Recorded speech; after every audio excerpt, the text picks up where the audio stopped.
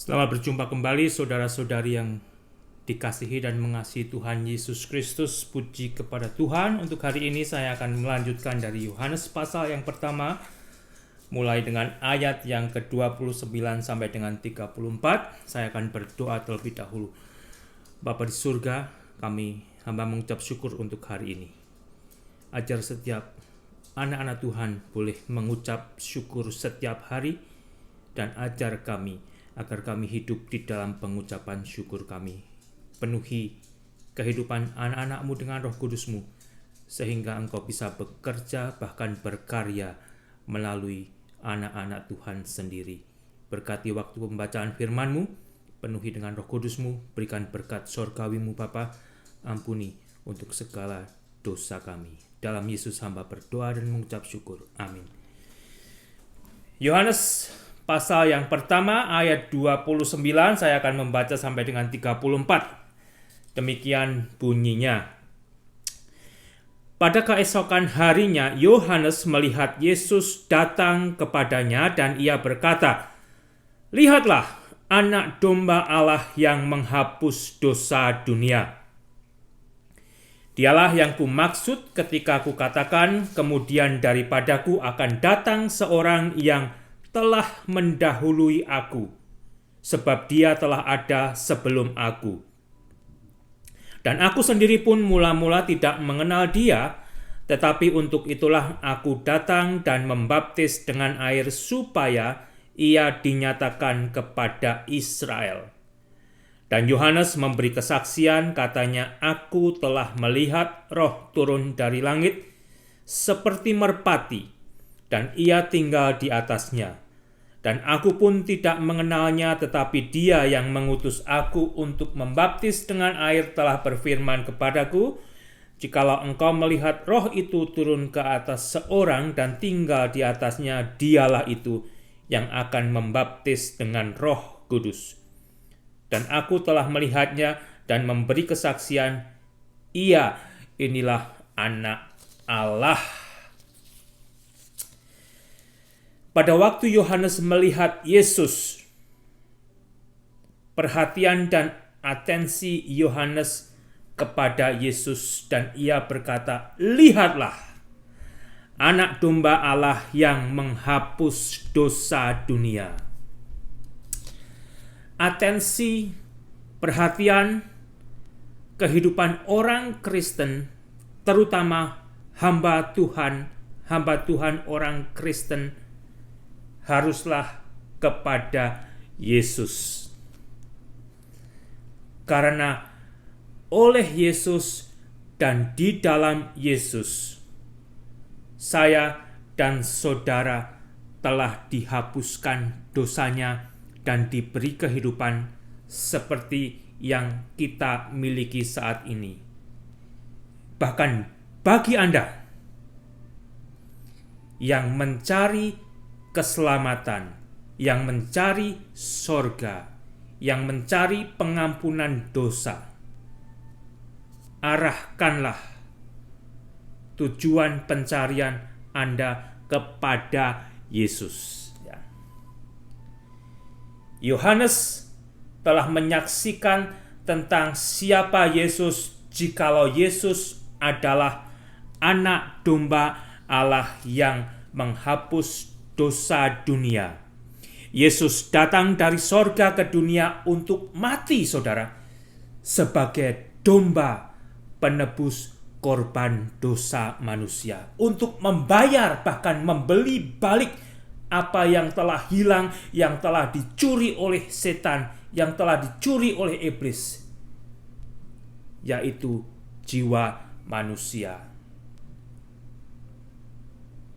Yesus adalah Allah yang mengampuni, yang menghapuskan dosa manusia.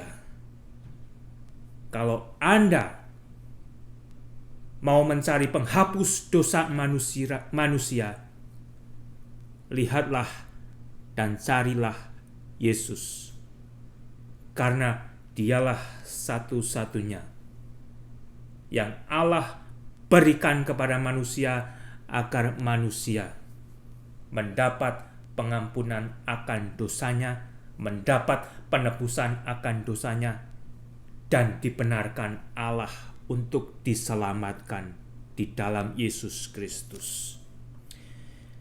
Manusia telah tertipu oleh kecerdikan iblis, saudara. Manusia telah tertipu oleh kecerdikan iblis. Dan mungkin sebagian daripada kita masih terus tertipu sampai saat ini oleh kecerdikan iblis. Apakah Anda masih mengalami itu? Sekali waktu atau masih sering tertipu oleh kecerdikan iblis, sehingga saya dan Anda masih lebih mengutamakan keinginan nafsu kita. Pekerjaan iblis adalah mencuri, membunuh, dan menghancurkan. Pekerjaan iblis adalah mencuri, membunuh, dan menghancurkan. Anda bisa baca di Yohanes 10 pasal 10 ayat yang ke-10. Tetapi Yesus telah datang dari sorga ke dunia untuk menyelamatkan Anda, untuk menyelamatkan manusia.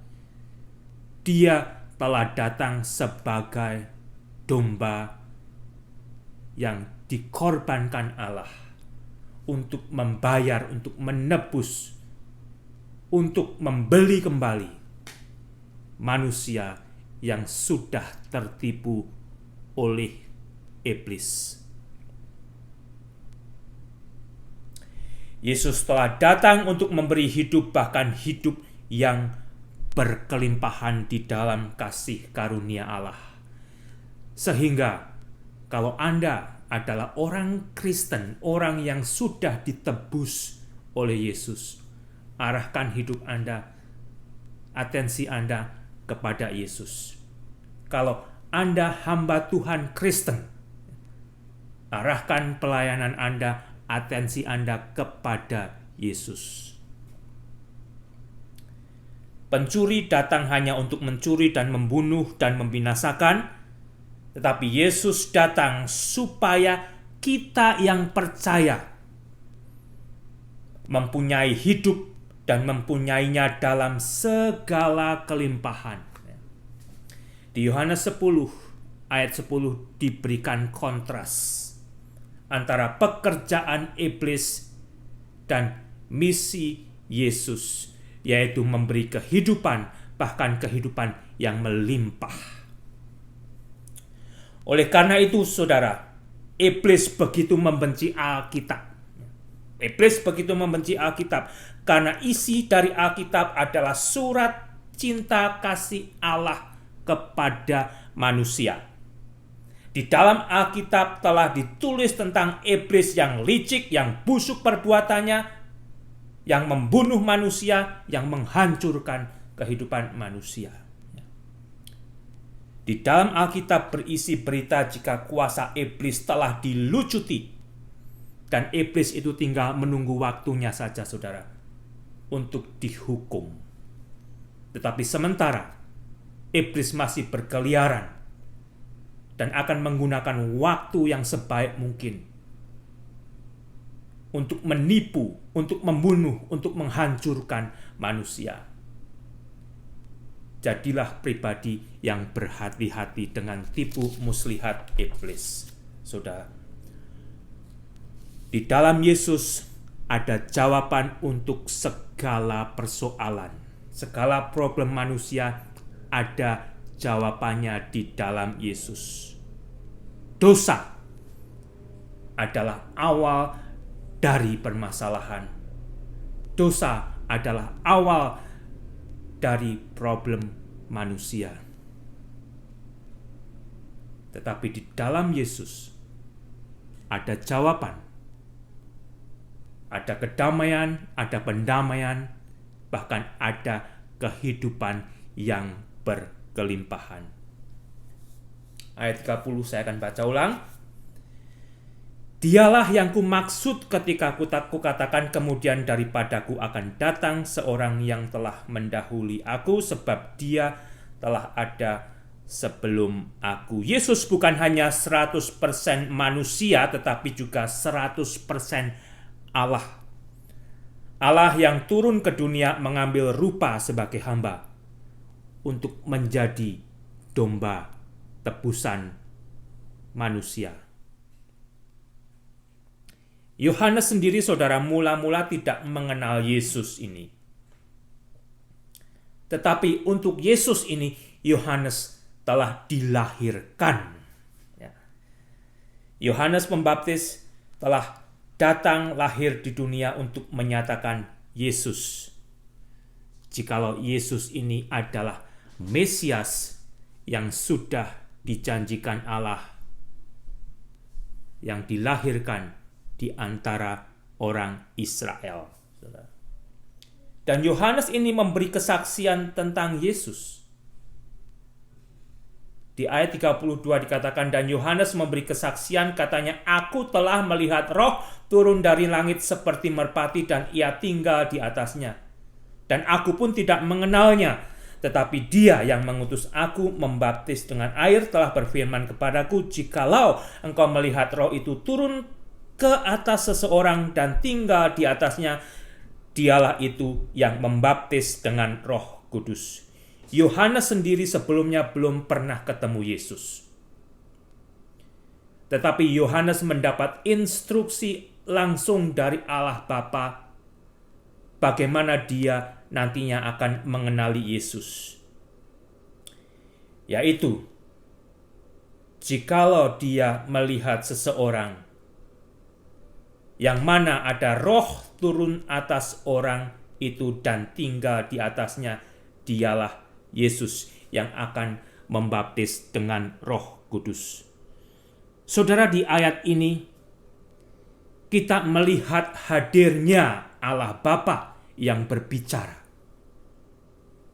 Ada anak Allah yaitu Yesus, dan ada Roh Kudus yang hinggap di atas Yesus. Di dalam ayat ini kita melihat hadirnya Allah Tritunggal itu. Ada Allah Bapa, ada Allah Putra, dan ada Allah Roh Kudus. Sehingga kembali, kalau ada orang yang memiliki kepercayaan jikalau Yesus itu adalah Allah Bapa, Yesus itu adalah Allah Roh Kudus, tidak demikian, saudara, akan memiliki konflik di sini.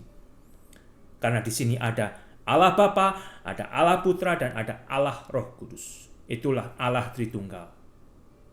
Allah yang terdiri dari 3 tetapi 1 yang tidak bisa dipisahkan.